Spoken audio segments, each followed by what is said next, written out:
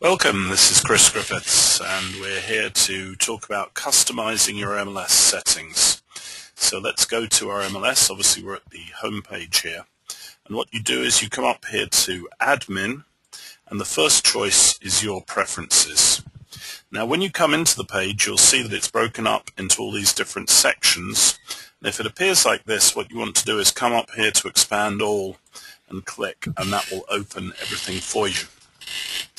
Now I'm going to show you the settings that I use. It doesn't mean they're right for you. One of the great things about our MLS is that you're able to customize it to the way you work. But I'm going to highlight the settings that I think you should probably think seriously about using. The first one is the Options pane. Now we'll look at that in a little while when we run a search and go to sort the results and what have you. But if yours says expanded, I would strongly suggest changing it to collapsed, and I'll show you the impact that will have in another section. Now each of these, you'll see there's a little question mark on the left-hand side, and if you click on the question mark, it's going to tell you exactly what that setting does. But as you can see, I have the first three checked. The empty cart at logon I have unchecked. I've tried it both ways, and I think that works best for me at least. I have the rest of them in the first section checked.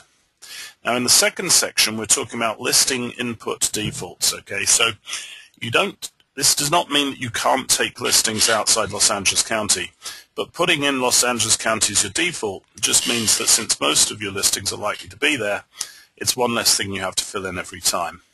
I personally take listings in more than one city or area, so I leave those blank.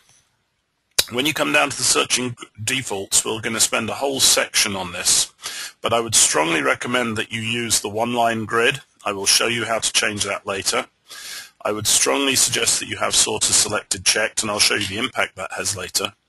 And if your sort increment is set at 1, change it to 10, and I'll explain that in detail when we do our sorting and searching section. My personal preference is to have automatically check all search results at yes. I typically find that I want more of the results that come up than I do fewer of them, so it's easier for me to uncheck the ones I don't want. So that's the way I have it set. And then in terms of the sort by, my personal preference is to have it sorted by status and price. Notice that for a blank, what you actually do is come to the very top of the list. The top item in any list is the blank line. So if you want blank, you can put that in there.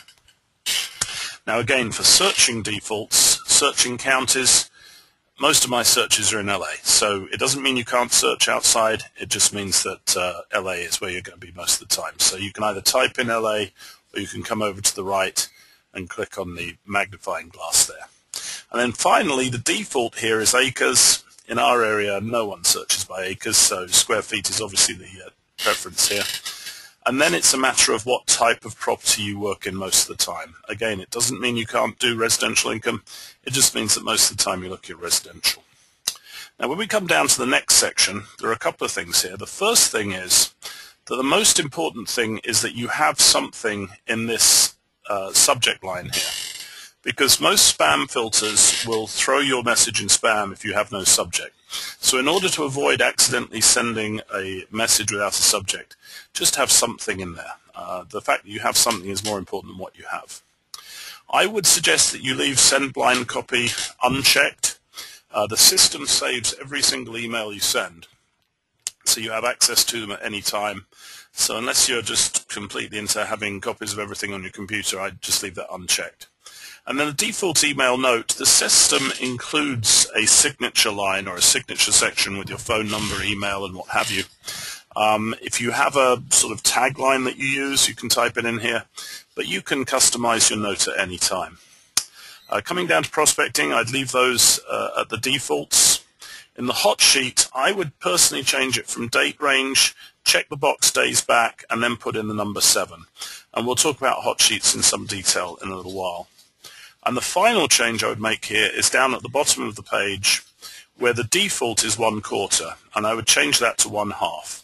It basically means that your default radius search, which we'll cover very quickly here, is set at 1/2 mile. And the most important thing of all is that you have to come up to the top left and click Save. If you do not do that, all the settings that you've changed will go away. So we've clicked Save, we'll go back to the home page, and that's the end of this section.